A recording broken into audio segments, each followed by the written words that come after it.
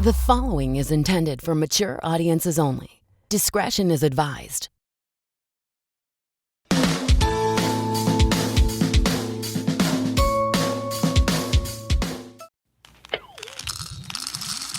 This is a Geek Bro podcast.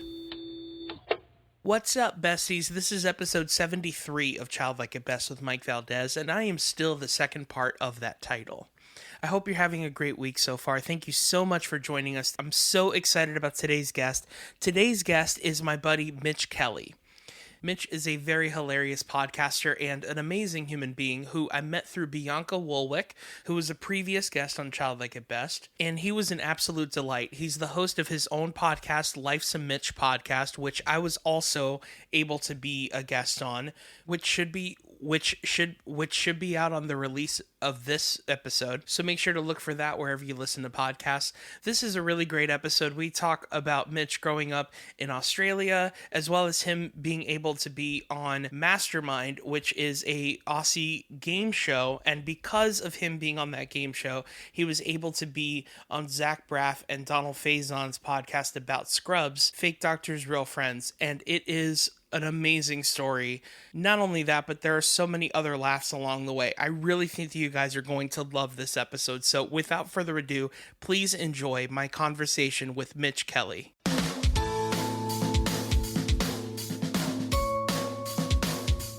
So tell me about you, Mitch. What do you do? I heard a few things from Bianca's podcast. So you do mining? Is that what it is? Yeah, so by trade, I'm an open cut coal miner. Okay. So operating all the big haul trucks and diggers and dozers. And so essentially, I just got to convert from meters to feet here. So when I operate this truck, it's like a 2-story building with wheels. Wow. And the rims are 62 inch, and you're sitting about 24 feet in the air. So definitely overcompensating for sure. That's amazing, dude. And so, like, what in the world got you into that? It's the salary. It's 6-figure salary helps for sure. Right. Because, like, you're not going to... Our shifts are always 12 hours. Right. So day shift is 7 till 7, night shift is 7 p.m. to a.m. So you got to, if you're going to risk your body and take years off your life, you got to do it for the right reasons, right? Otherwise, you wouldn't do it. Of course. So you started just through working there. I guess you started listening to a whole bunch of podcasts, and that got you into wanting to start your own? Yeah, there's actually a guy I work with named Adrian, shout outs. He got me onto a Kevin Smith one called Fat Man Beyond, which is all like pop culture. And love it. And anyway, so everyone knows Kevin Smith and Mark Bernard. And then through that, it's just like, well, we're in peak COVID times, and we were still able to go to work because we're classed as essential because people need power, of course. Right. Because we like supply the local power stations with coal and, steel works and stuff like that. And yeah, it sort of got me wondering, well, I'm funny. I mean, have a go at me. I'm Mitch Kelly. Come on. Right. And like, we just, I sound so up myself. I do apologize. That's totally fine. And we, it sort of stemmed this idea. It's like, I like chatting to people. I MC weddings in my spare time, and I love entertaining. I mean, the person who loves the sound of Mitch's voice the most is definitely Mitch. So I'm thinking, how can I put it out there and have a laugh with people? And I've always been into storytelling, and there's always kids out there that would buy Fortnite and stuff for multiplayer. That's cool. Yeah. I was more of a kid who bought a game for the story mode. I love things like Knights of the Old Republic and Zelda Ocarina of Time, going back. And I don't know, it just sort of made sense to want to try and hear people's stories. And it's taken me to 25 countries, and I got to meet Turk and JD of Scrubs so far, and some other cool celebrities along the way as well. I love that, man. I mean, I want to start from the very beginning. So where is it that you grew up? The east coast of Australia, a place north of Sydney called Newcastle. It's got some of the nicest beaches in the world's wineries, but it's known as a steelworking town. It's known as like a bloke's town, right. Sort of working class man. And raised in the western suburbs there of Newcastle. I grew up at the foot of a mountain, and sort of just worked in all sorts. I started in retail, and I was the door greeter at a popular hardware chain here, kind of like our version of like whatever your biggest hardware store is over there. And 16-year-old Mitch is greeting customers. Like, hello, welcome to Bunnings. Hi, come at the frog here. Like, going on like a dickhead. That's so funny. Yeah, I love that. So basically, like, because your hardware store is like what I would assume like our Walmart is, which Walmart is like, it's like a store where you get everything. That's like the only place that's big enough where you need a greeter.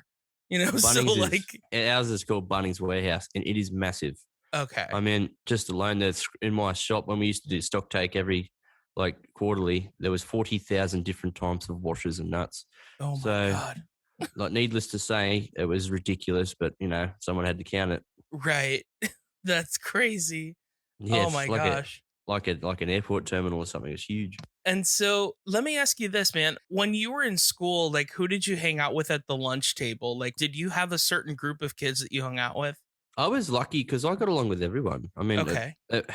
look, because I'm a little bit nerdy. I'm into like fandom things. I've always have been. Like, first fandom was like techno, man, like an old anime, the X-Men, the old TV show in the 90s. Like, so I'd have that in common. I'd played sport with the I guess the Australian version of jocks. So I just got along with everyone. So one day I'd spend time with these people and the next and the next. So you were a pretty drifter. much like, yeah, it's like, well, they'd hang out with me. Like, I'd always get invited to people's houses to play Nintendo 64 and whatnot. I mean, I grew up in the 90s, 80s and 90s. Yeah, same here. I considered myself kind of a drifter in that way, but for the most part, I mostly hung out with like artsy kids for the most part. That was majority of the people that I hung out with, but I was also very like into everyone because at the end of the day, I was someone who was trying to be funny all the time. And everyone likes funny people. So were you the same? Yeah, I've always overcompensated. I've always been into dad jokes and I've always overcompensated. But I saw it was a How to Laugh Dave Hughes VHS tape in the 90s. And the idea was it was so he's an Australian comedian, has been for a long time. And it was how to read a room and how to make people laugh. And I always have been sort of extroverted and I've always loved the limelight. And he said that the science behind laughing is this. He said, if you can make people feel superior to something, then, with the Australian way of life, if a lot of Australians are self-deprecating, which is fine. So I often refer to myself as a dickhead or because I'm bald, the human toe ball, your toe hits you tow a trailer with. That's my head. Yeah. So if you can make people feel that. And I did my first stand-up gig when I was about 10. Really? And, some of my jokes are funny, I guess, but ultimately, you look so embarrassed by it. I'm either good at making people laugh, or a lot of people are good at feeling sorry for me. Either way, sure, I laugh. Yeah. I mean, at the end of the day, they were probably amazed that a 10-year-old was doing stand-up. That's pretty incredible. Oh, where's his parents? Oh, just let him go, girl. He's fine. Dude, that's awesome. I didn't know you did stand-up at 10. That's amazing. It was a school talent show. Oh my God, I love it. I announced myself, ladies and gentlemen, give it up for Mitch Kelly. I'm walking up, all you can hear is, your shoes untied. Oh no. Oh, it was embarrassing, but I got through it. I did about 4 minutes of like knock jokes and telling funny stories. It's like, I remember I was in year 4 or 5 and there was a turd in the trough and I'm just like, is anyone responsible for that turd down there? Miss, there's a turd in the trough and whoever I'm dobbing in, I apologise, but sounds like a shitty situation. And the teacher's like, Mitch, no swearing. I'm sorry, miss. Oh, no. Anyway, so that sort of cut my best material, but it was funny. That's so funny, dude. I love that. Oh my gosh. And did you ever end up doing stand-up again after that? I've done a few like little open mic nights, but I never actively pursued it because fear. Never as good as like when you were 10. I peaked at 10 and a half. Yeah. And it's all been downhill since then. Yeah. That's funny. Could you imagine somebody that young and then they get super famous and then they get older and no one cares? That'd be so sad. Macaulay Culkin. Yeah. Well, he didn't do stand-up, but even still, but yeah, you're right. We were talking about fandoms and stuff like that. So now I'm interested in what fandoms you were into. Because obviously you love comedy. At heart, you're a comedian. I can sense in you, even though you might not do stand-up or whatever. I feel like that's like your soul. I've created quite a few laughs in the podcast. And exactly. Tell you more about that later if you want. But my fandoms, well, one of my biggest fandoms, Scrubs, but I love the comic sci-fi genre. So I've been reading comics since I was a kid. I've always played sort of like adventure video games. So I guess you could say anime, things like obviously the MCU. Right. Comics wise, I'm more of a DC guy, like the actual comics, not the movies. Right. But things like anime. So shows like Attack on Titan, Dragon Ball Super, things like, the Thor Ragnarok's probably my favorite MCU film. Yeah, great. Shows, Scrubs, Supernatural, too many to count. It's too eclectic. What about growing up? What were the things that started inspiring you when you were a kid? So for me, it was anything that could be like that was escapism. I've always loved storytelling. So Same. movies that made me giggle but also had a great story. So like, for example, my favorite film of all time is Limitless, because De Niro and Bradley Cooper do their amazing roles. And yeah, so, but your Adam Sanders, your Step Brothers, your cult classics like that. Shawshank Redemption is also a favorite of mine. Got to love the Shank. Of course. That's just a couple, good series, or, Supernatural because I'm somewhat spiritual. It's always been nice to sort of delve into that sci-fi supernatural category as well. So they kept me entertained for a long time. It's interesting. I've never gotten into Supernatural, mostly just because it's one of those shows where when I found out about it, I felt like it was too late, because like it feels like there's so much material where I'm just like, man, if I get into this is going to be a year of my life, like at least, Yeah, it's 15 seasons of pure joy. Yeah, fair. That's like the same reason why I can't watch The Sopranos, because as much as people are like, you have to watch it or whatever, I'm like, dude, it's going to be a year of my life before I'm done watching this. And like, what if it isn't good?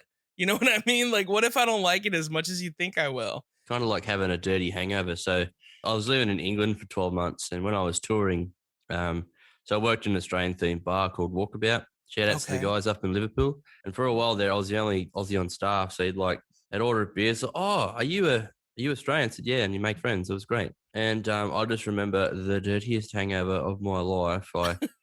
Someone decided to get out the Black Sambuca and we're drinking Giuliano, and it was like the only metaphor I could use was pure disappointment. I woke up, I was sad. Oh no. I was like, oh Mitch, why do you keep doing this to yourself? And it's just like, that one revolving door of disappointment. Yeah. Kind of like I kept getting smacked in the face by that, and you think I'd learn. Fuck, I'm stupid. And I was on it again the next night. My God, dude. Now I want to know more about this theme park that you worked at. This is very interesting to me. Oh, no, it was just a bar. It was a bar? Chain of bars, sorry. Yeah. Oh, okay. I thought it was a theme park. That's what I was. Bar. It's an Australian themed bar. Sorry. Fair. No, it's totally fine. I'm ignorant. That's all good, man. That's not. Yeah. That doesn't make you ignorant. That makes you perceptive. You asked. So yeah, that's true. That's a nice way of looking at it. It's a very Aussie way of looking at it, because Americans would just think I'm ignorant. So, because Americans are very like, you didn't say something right, you must be an idiot, when they would probably get something wrong too. I've had some amazing travel experiences with some American people, I'll tell you. Please share. So I did what's called a Kentucky tour, which is like a bus tour. And they run all around the world. So this particular one, we're going through Europe, and we started in England, sort of went down France, Germany, Austria, Switzerland. So 2 or 3 weeks. We were in France this one night, and we were playing different like forms of table games. So like Canadians introduced me to table hockey. I introduced them to things like table rugby league. Some American guys introduced us to table gridiron and so on. And we telling our stories, and they're saying like, oh, Mitch, what's the worst insult you could come up with? And like the Canadian guys said, calling someone a motherfucker, or American guys calling someone a fucking asshole. I'm like, you don't want to ask me that question.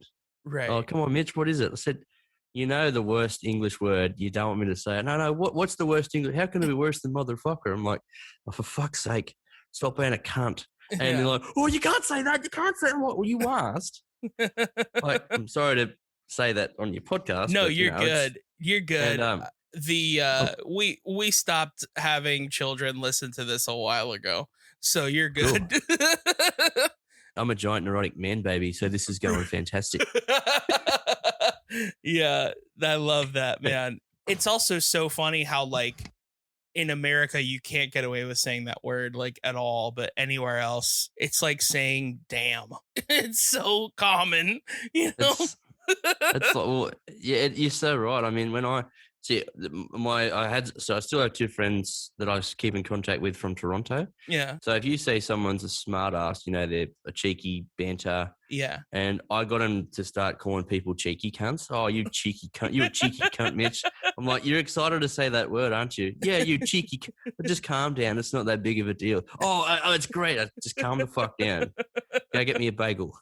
That's so funny. Oh, my God. Just to go into our next bit here, what were your favorite snacks growing up? Oh, this is a very interesting question for me because I want to know the Aussie snacks that we don't have here that are probably delicious. Oh, fuck, I was a fat kid. Oh, we both still are, man. And that's cool. Oof, it's all about how you feel in the soul. My cholesterol's so high, my soul's putting on weight. Right. Yeah. Oh, I'm Mitch Kelly. I feel that. Yeah, MitchKelly.com, ladies and gentlemen. I've been having these weird things lately. I'll tell a cool, funny story. People will laugh, and I'm signing off by saying, I'm Mitch Kelly. And all you hear is, we know, dickhead. Oh, okay, sorry. So favorite snacks, Vegemite on toast with a piece of plastic cheese on top melted. Love that. There's an Australian biscuit cookie called Tim Tams. Oh, which is like a 2-layered chocolate little rectangle that was... I swear every time I bit into it, I got my first erection at age 8. It was amazing. So here's the sad thing about Tim Tams that I know about. The only reason why I know what they are is because that's what Hugh Jackman would eat on his cheat days when he was doing Wolverine. That's fine. If they're good enough for Wolverine, they're good enough for this fat bloke. Yeah. He's like, literally on his cheat meal, he's like, all I want is a whole thing of Tim Tams. That's it. That's all I want. Well, if I can look like that and eat Tim Tams, I'm going for it, man. Me too, dude. I'll send you a couple of boxes. Yeah, I'm down. I love it. I've never had them. Have you heard of Milo? Yeah, of course. Yeah, we have Milo. Milo is delicious. Look, it's an old favorite of mine. It's actually a German thing, but in Australian culture, you go to the pub for a chicken schnitty, so it's quite common to have a chicken schnitzel at the pub with a couple of beers. Okay. Ever since I was a kid, always having chicken snitties. Mum used to make them all the time. So, yeah, my favourite snacks, chicken snitties, Vegemite on toast. Love that. So interesting. Tim Tams. I don't think I've ever heard of the chicken snitties. Is that what it is? So it's crumb chicken essentially, and pan fried crumb chicken, and they're huge in sort of like Austria, Germany, in beer halls. I think the schnitzel originated in Germany, I believe, and it's just become an Australian trend. Like every pub you go to will be serving chicken schnitties. Just about they're as common as steaks. It's nuts. Another thing that we like to talk about on the podcast is cereal, because that is a thing that encompasses childhood in a lot of ways. So I was wondering if you were a cereal fan and what are your favorites? Wheat Bix, another Australian classic. Oh, yeah? And explain that. What I don't know what that is.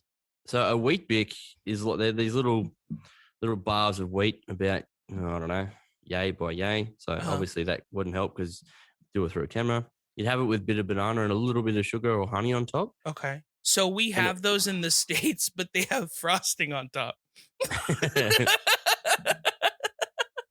I love it. They're called frosted mini wheats. That's what they're called in the States. How good. I've been doing it wrong the whole life. They're delicious. So picture that without the frosting on top. And it would be there used to be an ad campaign as how many do you do? And some famous like sports stars, like cricket stars, rugby league stars would be like, I do 7, I do 9. And I was about 9. I tried to do 4. And I swear I didn't realize later on I was lactose intolerant. I did 4 and drank extra milk and I couldn't stop shitting. It was horrendous. No. So Wheat Bix, and also I loved Cocoa Pops as well. Yeah, of course. Those are my go-to ones, and Milo cereal too. You have Milo cereal? Yep, they have vanilla and so they have the cocoa white and the vanilla flakes as well. Dude, you guys are so lucky. 100% chance. Milo cereal? Milo is like the best chocolate. It's at least like the best like chocolate drink that you can, because we have like the American version of it is Nesquik. But if you go to like the cool grocery stores, you can find Milo, and Milo is like that pure blue from Breaking Bad. You know what I mean? Yeah. Where it's just like, this is the right stuff, you know? I'm not Walter White, I'm Mitchy Might. Look out. Right. Come to the stores near. Down here, there's a Milo is involved in a lot of kids' development, like things like rugby league, snowboarding, etc. Right. So one year I went down to the snow, and I just starting to learn. I'm thinking, just picking up a bit of speed here. I'm about, I don't know, 19 or 20, going all right, just cruising along at a decent speed. And then you see the whole school of Milo kids just zoom past me like they're nothing, but 5 or 6. And one of the kids is like, "We just go and go and go." that's the logo. God. It's like, oh man. That's so funny, dude. They're showing me up and I got a small penis. Just fucking sucks. So every episode of this podcast, I like to review a box of cereal with my guest. And usually I like to get a box of cereal that has something to do with my guest in some way, shape, or form. So I spoke with my sponsors over at Funko. Now, by sponsor, I mean that I really like them and I enjoy all of their products. And by spoke to, I mean that I tweeted them repeatedly and they never got back to me. So the cereal that I chose for you is Funko brand Narwhal cereal. Now, is that a unicorn whale? It is a unicorn whale. They're called narwhals. Have you ever heard of these? No, it's really? Well, dude, you want to know why I chose this for you? Because we don't have these in America. I thought they were from Australia. If they are, I don't know of many cereals that contain whale products in them. So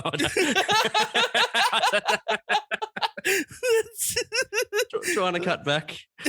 Trying to cut back. That's so funny, dude. Yeah. So it's. Did you ever see the movie Elf by any chance? Yes. So in the movie Elf, there's a narwhal in it. He goes, "Hey, buddy, I hope you find your dad." And it's actually there on the box. You can see it. It says, "I hope you find your dad." Oh, yeah. I can see the silhouette of Elf. Yeah, okay. It looks like a young... That looks like a young Will Ferrell right there. Exactly. So, and it also comes with a toy, which is a lost art form, in my opinion, for cereals. And also in the back here, you have a little narwhal maze. And little Freddy Funko. That's right there. That's amazing. Yeah. And these little Funko O's are blue. It'll probably turn your poop blue. I have done, let me see, Mitch. I've done, at this point, 72 episodes of this podcast. Funko has had a lot of cereals that we've reviewed. And I'm going to be honest with you, Mitch. They taste exactly the same. And it's not that good, you know? So I think what we should do instead of reviewing this or reviewing this cereal is we should do a commercial for narwhal cereal. However, I would like for you to do that commercial as a narwhal. So do you want me to do my radio announcing voice? And I'm very... See, I did improv groups growing up, and I can do impressions and stuff, so... Yeah, well, that's actually exactly what I want. I want a full-on commercial, and when this is all edited and done, I'll put music behind it. It'll sound like a real commercial for this cereal, for Funko Narwhal cereal. Which era radio voice do you want? 50s, 60s, 70s, 80s? Oh, wow. I didn't know that we were getting that deep. That's great. That's what she said. Yeah, right? Sorry. Let's see. How about this? What do you think a narwhal would sound like if he were a radio DJ? Let's do that. That is fuck. Let's try it. Whenever you're ready, Mitch. Hi there. My name's Nori, and I like narwhal. Want to have a whale of a time during breakfast? Then come and eat my brothers and sisters. Introducing Narwhal Cereal by Funko. Yay! If you're starting your day without a unicorn in your hay, then let me just say that narwhal's the way to go today. Yay! For a whale of a time, for maximum carbs and sugar intake, I'm here to say, eat these narwhal holes and not the flakes. Yay! I love it, dude. That was so great. Funko brand narwhal cereal, ladies and gentlemen, we did it. They said it couldn't be done. They were probably right, but we did it. A whale of a time. Wow. That was a whale of a time. Oh my God. By the way, that speaking of which, there is a place in the States. I don't know if you guys have it in Australia.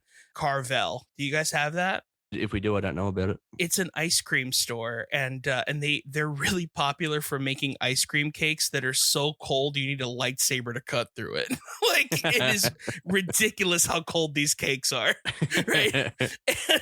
And their whole thing is that they always make a shape of a whale. Like, they only have one shape for all of their cakes, and it always looks like a whale for some reason.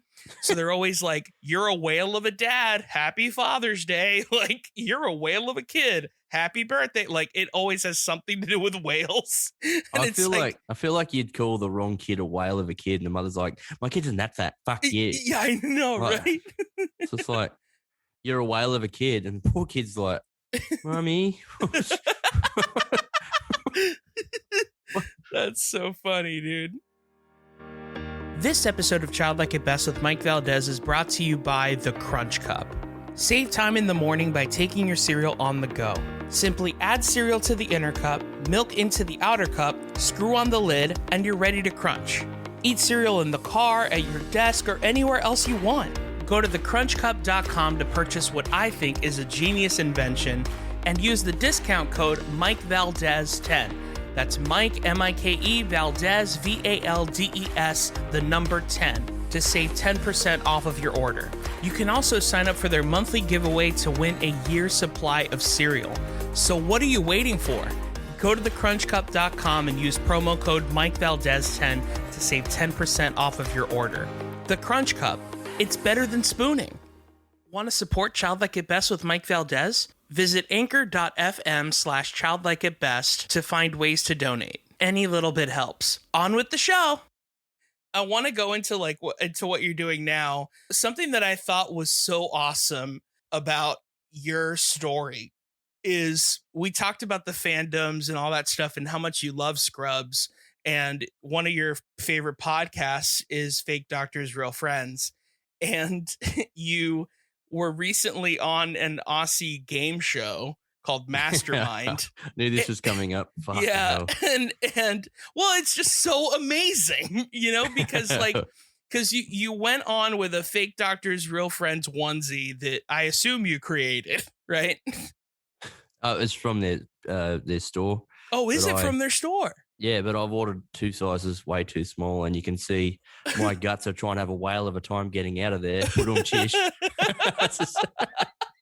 Wow. That's so funny.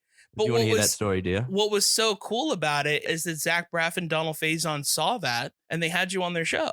It was kind of surreal. So what it all happened was I started this podcast off a clairvoyant reading because I'm somewhat spiritual, and she just reminded me, it's like, well, you know what you want to do. And I wanted to get in radio or the media because I'm always constantly reminded I've got a head for radio. I thank you. Right. And I don't think so. By the way, ladies, I'm at least a solid 7.2 out of 13. Swipe on me now. And so I was funny. Like, I saw an advert come up on, so the station it's on is SBS, which is an Australian-run broadcaster. And I was like, okay, well, why not? You go. So the premise of Mastermind is it's 2 rounds. You get to pick your own knowledge round, and then it's general knowledge as well. So I picked the theme of Scrubs, and I got down there. It's like, well, hang on. I'm going to wear this onesie because, I the other clothes that I had pinstripes on them, and therefore they were too reflective from the lighting. So I literally had nothing else to wear. I took it down as like a joke. So I guess I was meant to wear it. And my head was that shiny as well. They had to put foundation on it. Oh, wow, dude. Or concealer, whatever it's called. It's like a shiny disco ball. Anyways, oh, my gosh. So I got on there and, I did it decently in the Scrubs round and butchered my general knowledge. Oh, geez, I'm a dumbass. But I had the host, Mark Fennell, laughing his head off. And we just had this good chemistry. And so much so that it aired about 8 weeks after we recorded it. I woke up that morning. And then my friend Dan's just like, what the hell, Mitch? Like, Mark Fennell had posted on his socials. And by the time I looked at it, 150,000 views on Facebook alone, plus Twitter, Instagram, and whatever else. Right. And all I hear is an email from Joelle Monique, the producer of the show. Mm-hmm. And she's like, we'd love to have you on. I'm like, you know that feeling you get when you're heaps excited? And you're like, oh, fuck yeah, I've just got it. Yeah. So I did this. I was excited. I sneezed and farted at the same time. It was like my body took a screenshot, and it was like.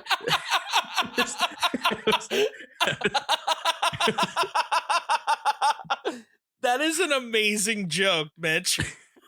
That is an amazing joke. It's like my body took a screenshot. That is so funny. Oh my God. It was a funny day, so I was like, I was feeling pretty good about myself. You know, huge erection, about 1.5 inches on a good day. And dick so small, it's got 1 inch but 100-ton pushing it. Think of a bulldozer pushing a traffic cone. It's just ass power getting it done. And so that day I was feeling good. So I went to get some petrol from the service station, or gas, as you refer to. Yeah. So I went to the gas station. I used pump number 2, and I continued to walk in to pay for my fuel. And there was a little old lady speaking to the attendant, and she asked him, like, real rough old lady, "Excuse me, can you tell me where the toilet is?" And he's like, "Sure, just there near the entrance." So I physically had to walk past this woman to get to this guy. Now he just must instinctively say the number of the pump out loud to whoever's walking in. He's like, "G'day, mate. Number 2." And she's still in earshot. She turned around and goes, "No, as a matter of fact, you fucking pervert, it's number 1. What's it to you?" I couldn't believe it. It was the best day. And then later that day, I did a shit and I didn't have to wipe anything. It was a ghost turd. It was the best day ever. Yeah, that's definitely the sign of a good day. Is that all those things happen, and then when you poop, you don't have to wipe. That's so good. Oh my God, that's so funny. So you ended up getting to meet these guys. Did you see them in person, or was this over Zoom? Just over Zoom, because, they were recording in the States during lockdown, so unfortunately. But so it was like, just like this, they had Zach Braff, Donald Faison, and the 2 producers, DJ Daniel and Joelle Monique. Yeah. And we're just talking, and I had them in I made professional comedic actors lose it several times. That's so great, man. Zach told a story about, he's on this new fitness regime and he's peeing a lot more because he's drinking heaps of water. Mm-hmm. I stupidly got on there and said, "I've got a toilet fail if you want to hear it." And Chris, Donald's like, "Righto, tell your story." So I'm like, "Okay, well, you wouldn't believe what happened to me the other day. I went to the toilet and I did a poo and I went to clean it up. And as I'm using the brush to clean the skid marks, I've let out a sneeze that almost blew a hole through my wall. So at the point of like the brush on the bowl, the brush head snapped off and then seeped to the bottom of the toilet, just like my dignity went down everywhere. So I had to go back up to the shops to get a new, I bought a good one, so it cost me $19. So that was an expensive sneeze. And Zach goes, "What did you do with the old toilet brush?" And me laughingly was like, "I got it out with the new one." That's took so toilet humor great. to a different level, I'll tell you. That's so great, man. How awesome must it have felt to like make those 2 guys laugh? It meant the world. Like I got off the recording. I went on my stream, Last Mitch Podcast, streaming everywhere. And shameful. Good on you, Mitch. As smooth as a bald head. Well done. And I recorded it. I thought, guys, I just met Donald and Zach. Yeah. And as I stopped the record button, I was crying. It meant so much. Like, it meant the world. That's awesome. And did this just happen? And then a few days later, I topped the charts in leisure category in Australia on Spotify, Apple, the top 20 in the US and the UK for those as well. Yeah. So and a lot of people wrote into my socials like, "Hey man, just let you know, I thought you were hilarious on Fake Doctors Real Friends, and I'm going to listen to your podcast. I resonated with what you said," and it was awesome, and it meant the world. So apparently, I was the last person I'd think I'd have fans out there, but apparently I do. There's a small pocket of people that like to listen to my storytelling podcast. That's weird. Yeah. And that's awesome, man. And that's something that I actually wanted to get into. We talked briefly about how much you love stories and how much you love storytelling, that even down to you playing 1-player games rather than multiplayer games growing up because you just enjoyed living the story. And I kind of just wanted to know what brought about Life's a Mitch and what was the idea? Did you know where you wanted to go? Are you still kind of figuring it out? Like that kind of thing. So what started Life's a Mitch podcast was just a guy talking to a plastic microphone. My brother come around and we just chatted.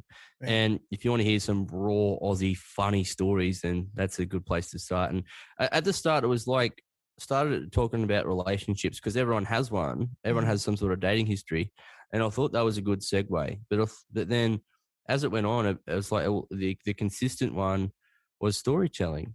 So each episode has two, like it's unscripted. I meet the guest the same time as the listener for the most part, except if they're a friend or family guest.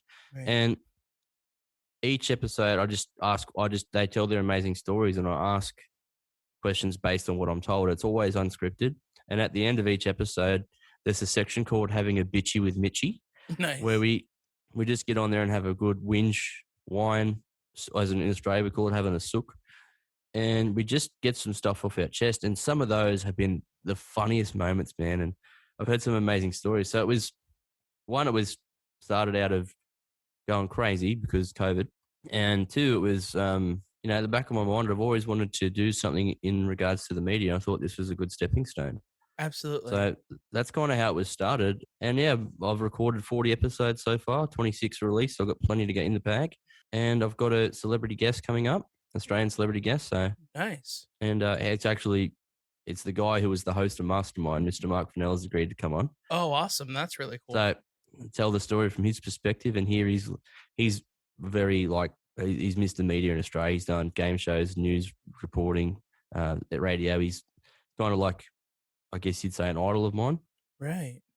And just genuinely, I was up to midnight last night recording a story with a woman from London because that was her schedule and that's all we could do. And Right. I just sat back and just took it all in. It was great. Cracked a few puns and carried on like a pork chop. It was amazing. Yeah, that's awesome, man. I mean, because and this is the interesting thing about your show, and I would hope that my show does the same, is that you have laughs, but there's also moments of vulnerability.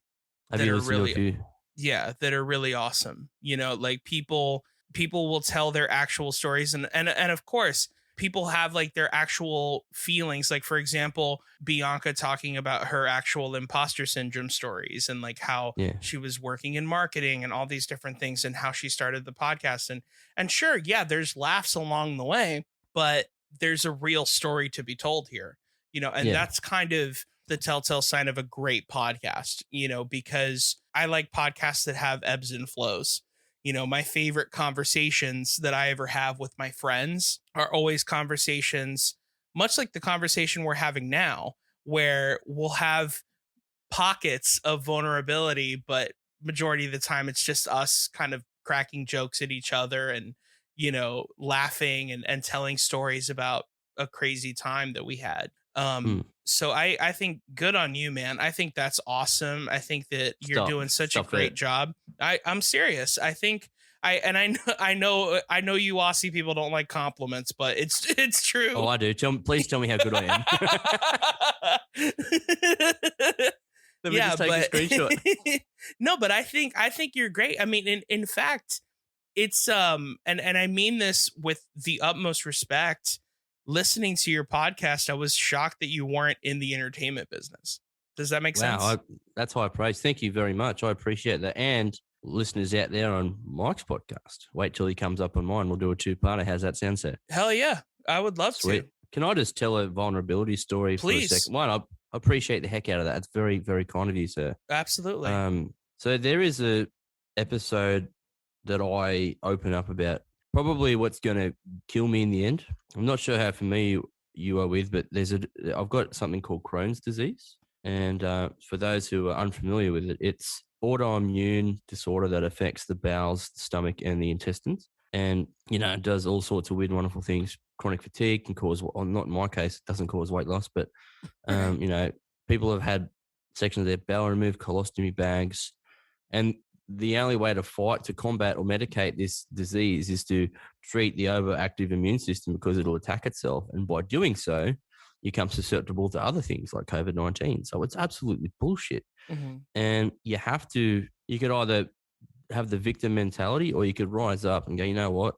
I acknowledge I've got this thing, but it's not going to stop me from doing what I do. So perhaps the fact that my mortality has been accelerated, makes me want to just appreciate and try and make as many people laugh as I can and work on this project, because I guarantee to anyone out there right now, it's scary as hell coming out of your comfort zone, but be like Mike, be like me, and whoever else that you admire. If you want to create something, or if you want to, buy that car, buy that house, do a backflip, I have no idea. Right. But whatever your aspirations are, the grass is greener. And it's scary as hell, but it's well worth it in the end. I've met people I never would have thought I'd met. I got to meet Turk and JD, for goodness sake. Right. And Mike got to meet me, so how good. And exactly.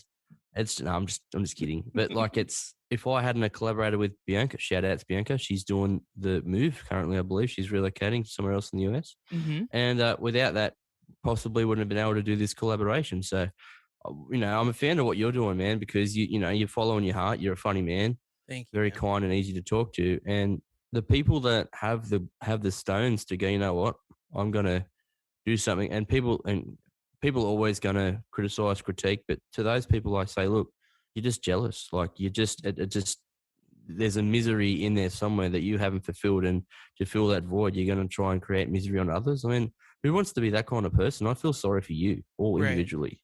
Yeah, man. So just instead of making your mind up and being bigoted, ask the person, hey man, what made you go down this path?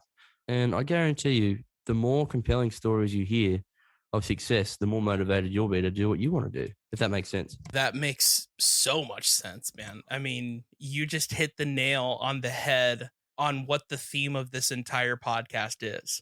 Hit it in my head. Yeah. in the forehead, not in the wiener head.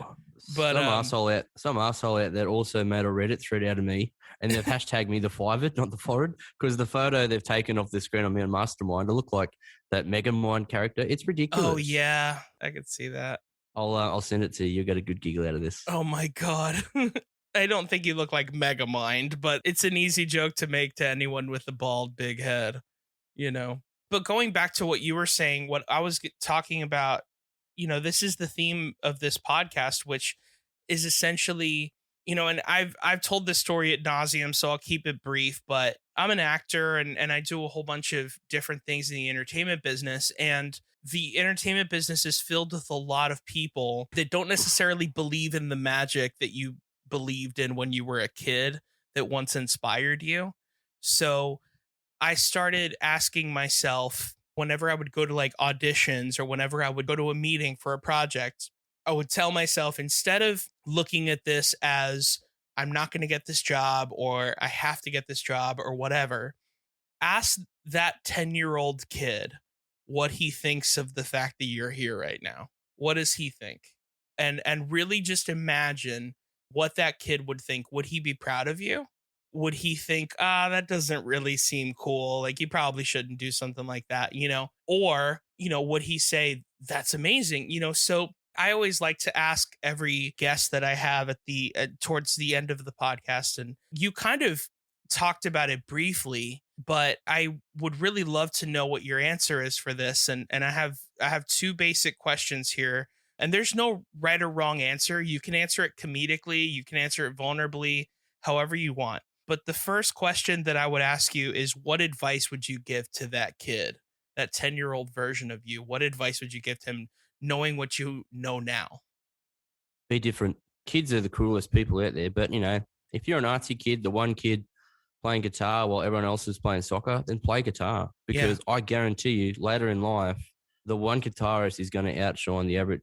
To make it professionally in sport is a very small, minuscule thing, and it relies on other people for success. But with music, you now have the ability to promote yourself and go huge. So, and if it's what you're truly passionate about, we're here for a limited time, and there's no point taking the best ideas to the graveyard. There's really not. So if you have that idea of composing a symphony or writing a love song or whatever, or if you want to tell jokes, or if you want to be an actor or whatever it might be, then do that. Yeah. Because, I'm now in my 30s and time literally does fly by.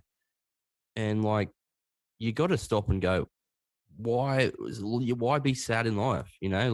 Obviously life is difficult enough. So why not try and make it easier for yourself along the way? Right. So I don't know about you, Mike, but for me, shift work is tough on the body, but my outlet is doing this kind of thing.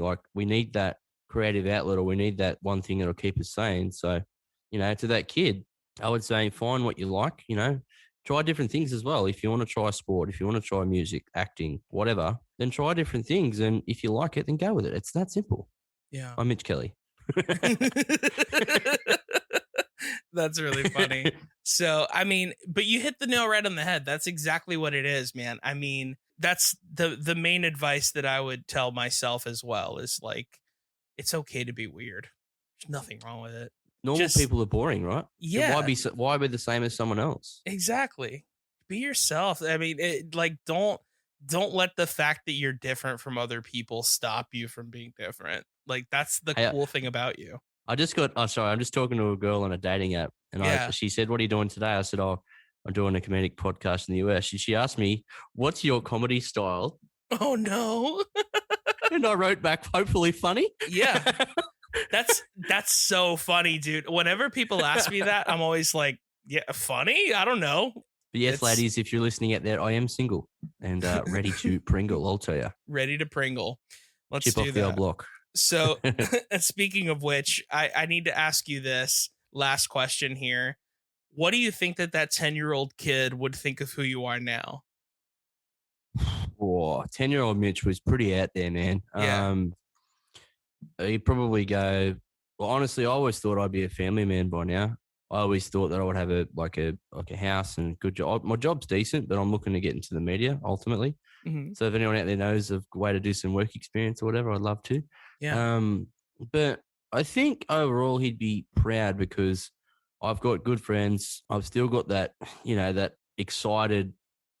I'm still kid-like in terms of I'm into the same fandom stuff. Of course. I still love hanging out with people, and I was a bit of an eccentric kid, always very like to entertain, and that's never changed. I think he'd be a little bit upset that he's put on a bit of weight and he hasn't got a smoking hot girlfriend, but that's okay. That'll change. Those are easy fixes. And he'd be like, "Where's all the pogs? What are you doing? Like, where are all the pogs?" Yeah, my 10-year-old self would be very disappointed in my lack of Alf pogs that I don't have. Did you ever have Tarzos? What are those? So they were there was different theme ones like X-Men or Dragon Ball Z, and what they are, they're like a 12-sided shape that would with little slits in them. You could connect them together, kind of like this way, then this way. Okay. And like you could make like little towers and stuff. And you used to get them in packets of chips, like when we were kids. Interesting. And that was an Australian collectible back then. I used to have a monster-sized collection of, and rugby league trading cards as well, which is the big sport here in Australia. Interesting. Those are all things that we didn't have. I mean, we had Pogs, of course, when I was a kid. Pokemon cards were big for a little while. I'm sure that was popular everywhere, though. Yu-Gi-Oh cards as well, not long after. Yeah, exactly. Yu-Gi-Oh cards, Magic the Gathering, stuff like that was really popular. The older I got, the more it was about like video games, and video games haven't really interested me in a long time. Mostly just because like I'd rather just be doing other things. If I'm bored, I want to play video games. They're super fun, but after a couple of hours a day, like to me, it doesn't make sense to me that someone plays video games for longer than 2 hours a day. It's priorities changed. Like I'm barely in front of the Xbox anymore, but when Halo 6 comes out, I'm going to play that thing until the laser eats through the disc. Sure. Halo's been my favorite franchise because I need to know what happens with Master Chief. Absolutely. And I don't know, like obviously multiplayer on it's fantastic, but once again, storyline mode, and I just need to know what happens to my green friend. Yeah, I used to love Halo growing up as well. That was one of the first big games that I remember liking that wasn't like Super Mario Brothers 3 or something like that. Yeah. It was one of the first, like, we used to have LAN parties, so someone else would bring their Xbox over and 8 of us would be able to play. We used to call it Warthog Wars, or we'd play Blood Gulch and put on rockets and hop in the Warthogs and just go for hours, entertain for hours and hours. And there was no kill count. You just would hop in a Warthog and shoot rockets at each other. It was fantastic. So a thing that the listeners may know, but you probably may not, is I grew up in a very Christian household. So I would go to church quite a bit. And so I remember when Halo came out, the church the church like kind of like embraced Halo coming out and was like, all right, let's try to get these kids to show up. So like on Friday nights, they'd be like, there's free pizza and like 40 TVs with Halo playing in every single TV just to get all these kids to come to church. What a cool church. Yeah. I mean, cool, but like cool church. You know what I mean? Like it's like churches. It's like churches that cared too much about like Rock Band, you know, and like the Rock Band video game, you know? Yeah. I Like, could just so- imagine like, you know, the bad guys of the Covenant. Do you kids want to learn about the real Covenant? Yeah, I mean, I'm pretty sure that was a thing that happened for sure. And like them comparing Master Chief to like God is our Master Chief or something, you know, like that was probably a thing that was said, because that's a very like, you know, it's easy to joke about it. In fact, there's a comedian named Kev on Stage who makes fun of this so well, where every set that he does like a different, he pretends like he's a pastor and he uses a movie to make a sermon out of it. That's cool. And he uses Toy Story. He uses all these different movies. And it is so funny when you've grown up in the church how like, wow, dude, every pastor will use absolutely any movie or any video game to try to equate it to something in the Bible. It's ridiculous. But it's funny, like Toy Story, the main characters are Buzz and Woody. Right. And that was funny. That was, you know, my ex-girlfriend's favorite toys as an adult too. Go and figure. Exactly, man. You're always looking. The what was it? The Brian Posehn joke. He goes, before I got married, I was always with Buzz and Woody because I was always drinking and I was always following my penis. But then after I got married, I couldn't find them anymore. That's clever. But anyway, Mitch, this has been so freaking fun. You are such an awesome person. I've really, really enjoyed myself. Obviously, everyone listen to Life's a Mitch podcast on any podcast streaming platform. It is absolutely great. Hilarious stories, vulnerable moments, all kinds of stuff. And other than that, where can people find you online? So I'll send you the link tree. It's just linktree/Life's a Mitch podcast. And I have a website now, just www.lifesamitchpodcast.com. It's got some streaming options there, plus the email if you want to contact the show. If you have an interesting story to share, by all means, come on. And it's got links to my socials. So I've got Insta, Facebook, Life's a Mitch podcast. So yeah, the website or the link tree are your best bets. And I'll even send you the link when I was on Mastermind because it is truly, truly tragic, but funny at the same time. Oh, it's great. It's great. It's only tragic. Trust me, as an actor, when I look at myself, it's tragic, but then people see it and they're like, oh, it's just a show or it's just a thing that you were on. You know, but to me, I'm like, oh, I look so bad, or like that was such a bad thing. Why did they edit it that way? Like, you know, I like this take better. Like nobody cares as much as you do. You know what I mean? Yeah, sure. But other than that, for me, you can find me on Instagram at Mike Valdes, on Twitter at I am Mike Valdes. You can go to whoismikevaldes.com to find out the answer to that question. And that is it, ladies and gentlemen. This has been another episode. Thank you so much for listening. Have a great week and don't lose your sense of childlike wonder. Bye, besties.